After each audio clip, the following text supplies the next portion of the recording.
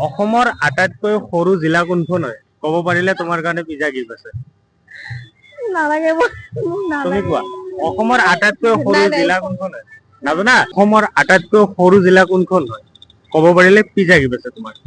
সৰু জিলা কোনখন হয় ক'ব পাৰিলে পিজ্জা গিফ্ট আছে। মৰিগাঁও মৰিগাঁও নহয় দিয়া। থেংক ইউ হা। অসমৰ আটাইতকৈ সৰু জিলাখনৰ নাম কি কোনখন হয়? সৰু জিলা হয় কি হয় জিলা কোনখন হয়? নাজানে? দিয়ক থেংক ইউ হা। তোমাক এটা প্ৰশ্ন কৰিম আনসাৰ দিব পাৰিলে গিফ্ট আছে তোমাৰ কাৰণে হা। অসমৰ আটাইতকৈ সৰু জিলা কোনখন হয়? অসমৰ আটাইতকৈ সৰু জিলা কোনখন হয়? নৰা আপুনি পাৰিব? কামৰূপ জিলা নেকি?